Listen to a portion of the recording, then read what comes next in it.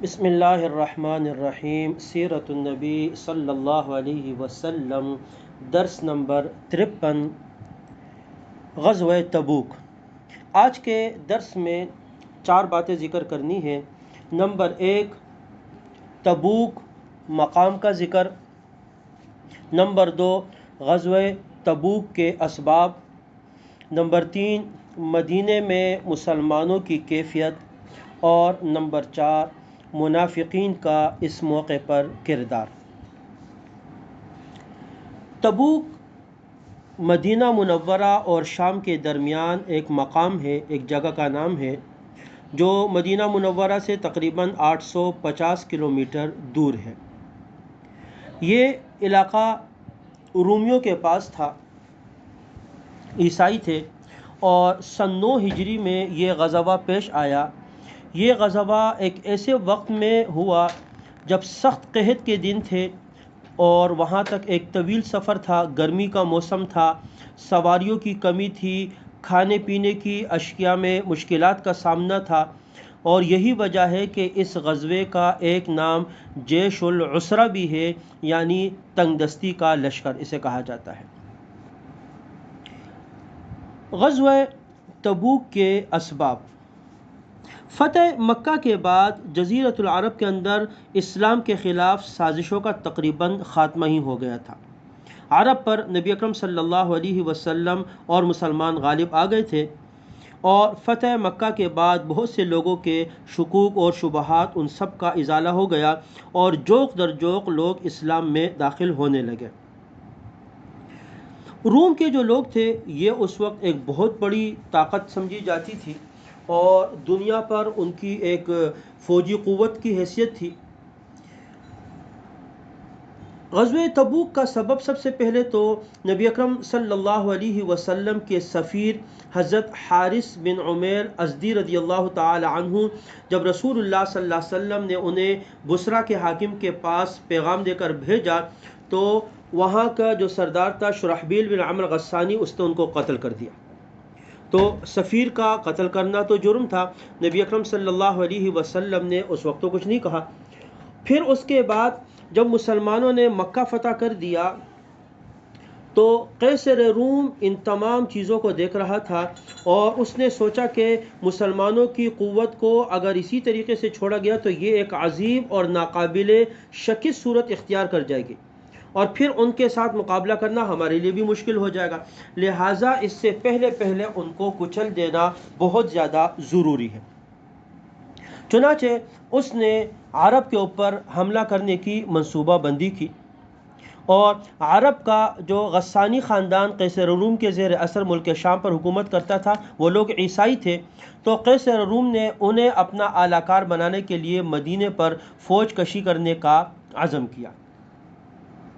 یہ خبریں مدینہ منورہ میں پہنچ رہی تھی کہ رومی مسلمانوں کے خلاف ایک جنگ کی تیاری کر رہے ہیں، اور مدینے میں مسلمانوں کی جو کیفیت تھی اس کی وجہ سے مسلمانوں کو بھی یہ کھٹکا لگا رہتا تھا کہ کسی بھی وقت رومیوں کا ریلا آ سکتا ہے اور وہ حملہ کر سکتے ہیں۔ اور اس کا اندازہ اس واقعے سے ہوتا ہے کہ سن 9 ہجری میں جب نبی اکرم صلی اللہ علیہ وسلم کی ازواج مطہرات نے آپ سے کچھ خرچہ بڑھانے کا مطالبہ کیا، تو آپ صلی اللہ علیہ وسلم اس سے ناراض ہوئے اور آپ نے ایلا کر لیا اور قسم کھا لی کہ میں ان کے پاس نہیں جاؤں گا۔ اس وقت میں حضرت عمر فاروق رضی اللہ تعالی عنہ بیان کرتے ہیں کہ میں مدینے سے کچھ فاصلے پر عوالی میں تھا، اور میرا ایک پڑوسی تھا انصاری، تو ہم رسول اللہ صلی اللہ علیہ وسلم کی خدمت میں ایک دن میں آتا تھا، اور پھر جب واپس جاتا تو رسول اللہ صلی اللہ علیہ وسلم کی باتیں ان کو بتا دیتا تھا۔ ایک دن وہ آتا تھا، تو جب وہ آ جاتا تھا تو وہ اپنی باری پر رسول اللہ صلی اللہ علیہ وسلم کی خدمت میں جو باتیں ہوتی تھی تو وہ لا کے ہمیں سنا دیتا تھا۔ اس زمانے میں حضرت عمر فرماتے ہیں کہ ہمیں غسان کے بادشاہ کی طرف سے حملے کا خطرہ لگا رہتا تھا۔ ایک دن جو میرا پڑوسی تھا، حضرت عمر فرماتے ہیں کہ اس کی باری تھی اور وہ حضور کے پاس چلا گیا۔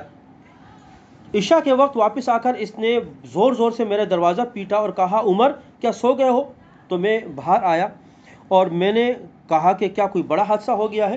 کیا غسانی آ گئے؟ ایک دم حضرت عمر نے بھی یہی پوچھا کہ روم والوں نے کہیں حملہ تو نہیں کر دیا؟ تو اس نے کہا نہیں، بلکہ اس سے بھی بڑا حادثہ ہو گیا کہ رسول اللہ صلی اللہ علیہ وسلم نے اپنی تمام بیویوں کو طلاق دے دی ہے۔ حالانکہ ایسا نہیں تھا، وہ آپ صلی اللہ علیہ وسلم کی ایک ناراضگی تھی جو اس کے بارے میں تھی، اور پھر جب تمام ازواج مطہرات نے آپ صلی اللہ علیہ وسلم کے اوپر اپنی رضا اور خوشی کا اظہار کیا اور خرچہ نہ مانگنے کے اوپر راضی ہو گئی تو وہ معاملہ پھر ختم ہو گیا۔ لیکن مدینے میں کیفیت یہ تھی کہ مدینے میں ایک خوف تھا کہ رومی کسی بھی وقت حملہ کر سکتے ہیں۔ اور اس صورتحال میں جب کہ مدینے میں یہ صورتحال تھی اور ایک خوف کا سا عالم تھا، مدینے میں جو منافقین تھے وہ بھی دیکھ رہے تھے کہ رسول اللہ صلی اللہ علیہ وسلم کو تو ہر میدان میں کامیابی ہو رہی ہے اور کوئی چیز آپ کے راستے میں رکاوٹ بن ہی نہیں رہی ہے، آپ جہاں جاتے ہیں وہ رکاوٹ پاش پاش ہو جاتی ہے، ختم ہو جاتی ہے۔ لیکن چونکہ منافقین اپنی امیدیں تو باندھے ہوئے تھے، کسی بھی طریقے سے مسلمانوں کو نقصان تو پہنچانا ہے، تو اپنے اس ناپاک ارادوں کو پورا کرنے کے لیے انہوں نے مدینہ منورہ میں ایک مسجد بنائی جس کو قرآن پاک نے مسجد ضرار کہا ہوا ہے۔ اور اس کا مقصد کیا تھا کہ وہ سازش کا ایک مقام ہو جس میں اہل ایمان کے درمیان تفرقہ اندازی، اللہ اور اس کے رسول کے ساتھ کفر اور ان سے لڑنے والوں کے لیے ایک جگہ فراہم کر دی جائے کہ وہ گھات لگا کے اپنے ناپاک مقاصد پورے کر سکے۔ چنانچہ انہوں نے مسجد بنائی اور رسول اللہ صلی اللہ علیہ وسلم کے پاس گئے اور آپ سے گزارش کی کہ آپ اس مسجد میں آ کے نماز پڑھا دیں۔ اور اس سے منافقین کا مقصد یہ تھا کہ جب رسول اللہ صلی اللہ علیہ وسلم آ جائیں گے تو اہل ایمان کو دھوکہ دینا بہت آسان ہوگا کہ بھئی حضور نے تو اس میں نماز پڑھی ہے اور اس کے بعد ہم اس کے اندر اپنی کاروائیاں پوری کرتے رہیں گے اور مسلمان اس مسجد میں آنے جانے والوں پر نظر رکھیں گے نہیں۔ رسول اللہ صلی اللہ علیہ وسلم نے اس مسجد میں نماز کی ادائیگی کو، چونکہ اس وقت آپ صلی اللہ علیہ وسلم تبوک کے لیے تیاری کر رہے تھے، جب یہ لوگ آئے تو آپ صلی اللہ علیہ وسلم نے فرمایا کہ ابھی تو میں تیاری کر رہا ہوں جنگ کے لیے، تبوک کے لیے، لہٰذا جب میں جنگ سے واپس آ جاؤں گا تب آ کے اس مسجد کے اندر پھر نماز پڑھ لوں گا۔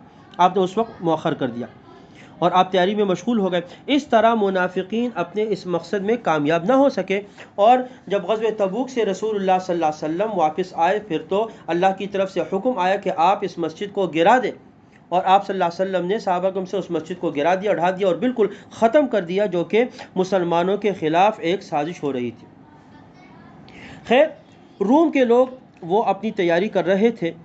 روم سے، شام کی طرف سے ایک قافلہ آیا مدینہ منورہ جو کہ زیتون کے تیل کی تجارت کرتے تھے۔ انہوں نے آ کے اطلاع دی کہ ہرقل جو ہے اس نے 40,000 سپاہیوں کا ایک لشکر تیار کیا ہوا ہے اور روم کے ایک عظیم کمانڈر کو اس کی کمان سونپی ہوئی ہے، اور وہ لشکر جو ہے بلقا مقام پر پہنچ چکا ہے۔ تو جب مسلمانوں کو پتہ چلا تو یہ تو ایک خوف کی بات تھی بہت بڑی۔ نبی اکرم صلی اللہ علیہ وسلم نے تیاری شروع کی، بجائے اس کے کہ وہ آ کر حملہ کرے اس سے پہلے ہم آگے بڑھ کے ان پر حملہ کریں گے تاکہ مسلمانوں کے دلوں سے ان کا خوف بالکل نکل جائے۔